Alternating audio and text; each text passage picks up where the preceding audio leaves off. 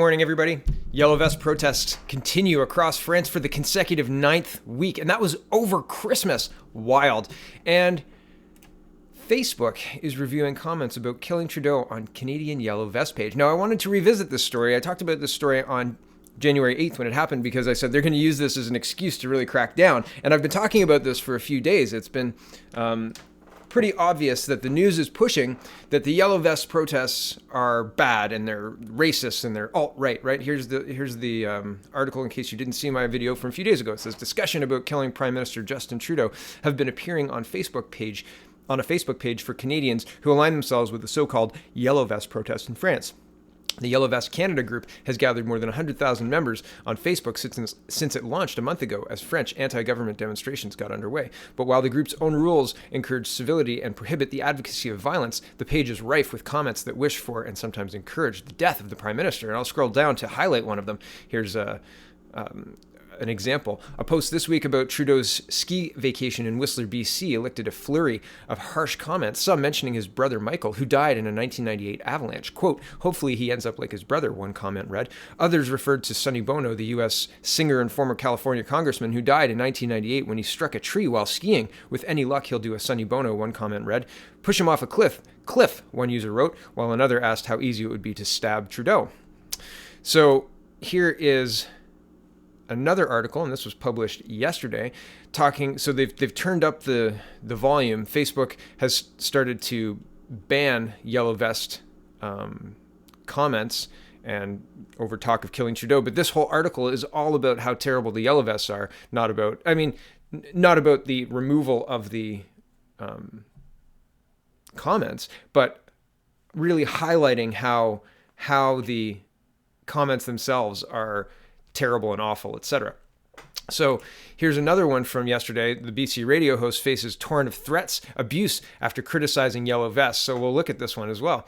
A Kamloops BC radio host has been on the receiving end of a torrent of threats and abuse after posting a critical tweet about Canada's Yellow Vest movement. Quote, having Prime Minister come to town and seeing just what gross, terrible human beings are out among us with their delusional conspiracy theories, racism, disrespect, and total inability to engage in good faith conversation makes me want to get off this planet ASAP, tweeted Menier. Hey, Brett Menier, you want to come and have a chat with me? I'll explain to you why people are upset, and I'll explain to you in very good faith, nice conversation, but one that you can understand. Anytime, sir, anytime. Just come to CanadaPoly.com and hit the contact form. I'd love to have you on. Okay, back to the article. Shortly afterwards, in the wake of revelations of threats against the Prime Minister in the Yellow Vest Canada Facebook group, he hosted a radio show segment focused on what he called the, quote, fetishization of murder. Fetishization of murder. It's not like the Toronto Star is actually fetishizing murdering the sitting POTUS or anything like that, the President of the United States, and fetishizing over having Justin Trudeau do it. This whole article is written like a rom-com. It's ridiculous. So here it is. A man at BC Town Hall asks Trudeau to push Trump off a cliff. I'll skip down to the part. The man, who did not identify himself by name, began, quote, I just want a really, really quick, really funny question pertaining about Donald Trump. He paused for dramatic effect. Quote, would it be a bad relationship advice to give you just to tell you, from all of us, just push him off a cliff? We're good. There was laughter and some scattered applause from the crowd. Quote, like really, I'll buy you a beer, the man continued. He concluded, but anyway, thank you for giving me the mic. I just wanted to get that off. You mentioned him. Trudeau, smiling a restrained smile, responded by gently advising Canadians not to joke about such things. Quote, I wasn't expecting a threat of violence against our closest ally, but, Sorry, I wanted to really pronunciate that stutter because it's a terrible stutter.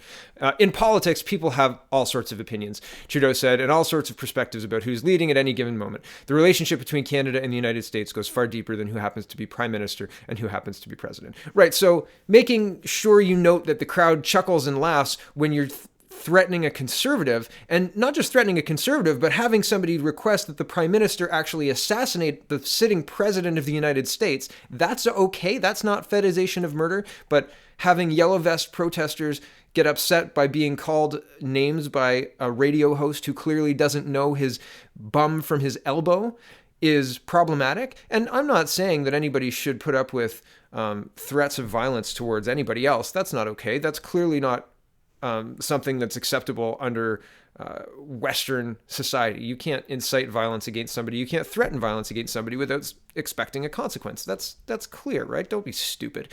But all of that said, this whole news article is meant to highlight the, quote, violence and insanity of the Yellow Vests. And that's worrying, considering they are printing articles that are literally fetishizing the murder of the President of the United States. So it's rules for you guys, but the second you try and do what we're doing by imagining murder, you guys are terrible, you guys are awful, and we'll write an entire article about how scared and alone and worrisome this whole thing is.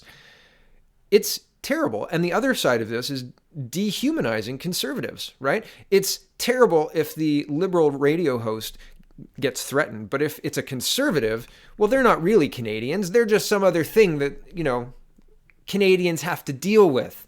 Conservative Canadians don't exist as far as the liberal media and the Liberal Party are concerned. And here's Catherine Mckenna proving my point. She says, quote, fact, unlike the conservatives, Canadians understand pollution shouldn't be free. Under our plan, we're pricing pollution, some emoji arrow down emissions and putting more money back into the pockets of families. With climate action incentive, 8 in 10 families will get more money back than they pay. And that's all garbage and propaganda trash, really.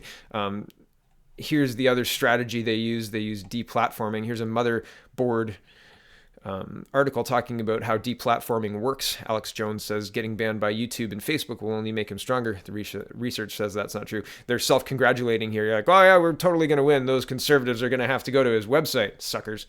I mean, really. Silly stuff. And here's another one. There's a much smarter way to deal with controversial speakers than deplatforming. Awful conservatives will visit your campus. Here's how to hit them where it hurts. Right, but the problem is, as soon as the conservatives start using their tactics against them, we're deemed racist or some obic. We're phobic of something. And we're not allowed to do those things, but they're allowed to say, hey, you're not allowed to speak here because X, Y, Z. And we can't say, hey, you're not allowed to speak here because X, Y, Z, because then they'll react to whatever. We will be in the wrong no matter what happens, right? So it's A-okay to threaten the President of the United States in front of a sitting prime minister, our closest trading partner. 70% of our trade goes down there. If you have a job, it's probably because we trade with the United States at some level of the chain. Okay? Seriously, 70% of our trade goes to the United States. So somebody somewhere in your close-knit group of work people has talked to somebody in the United States, even if you work for the Canadian government. That is true. It is a huge driver of our economy. So sitting there and joking about this is crazy. And the Yellow Vests comments that are getting the Facebook groups banned, I mean, anybody can create any kind of user profile, upload whatever they want, and that includes creating an anonymous user profile and uploading it and threatening the journalist as well. So it seems really interesting that the same tactics they're using live, and by live I mean in Paris there are black-clad yellow vest people who cover their face and they light cars on fire and they incite violence, and they are not the same protesters that are getting out in the streets because they're sick of high taxes and they're sick of Macron, right? So they use the same tactics online. They use an anonymous person who has a new profile that's A-okay with Facebook and sends all of these things. And I'm not saying there aren't real people who are sending threats, because sure, there probably are. There are probably people who think that's a good idea. But fundamentally, they're using this and they're using those threats and they're using news articles about those threats to justify cracking down on this stuff, just like they're using the actual people in France with their faces covered to justify cracking down on the yellow vests and having the militarized police come in, etc. We're seeing the same tactics mirrored in real life online, and it's really interesting to watch. So be aware. This is something this is a different kind of conflict. This is a different kind of engagement, and this is a really different, modern kind of, I almost want to say war. Like, this is the old establishment trying to keep the old establishment in play. And it's citizens standing up and saying, what you're doing doesn't represent us. And at some point, that's going to boil over, right? And I don't know if that happens in France. I don't know if that happens Out west, I don't know where that happens, but it looks like people keep upping the ante to a response. Each response ups the ante. And the media is trying to say, these yellow vests, you don't want anything to do with them. And people are seeing through it. So it's interesting. It's interesting to watch. Thank you for watching me, and have a wonderful, wonderful Saturday. And join the forums at CanadaPoly.com. We'd love to have you join the conversation. Thanks so much for watching.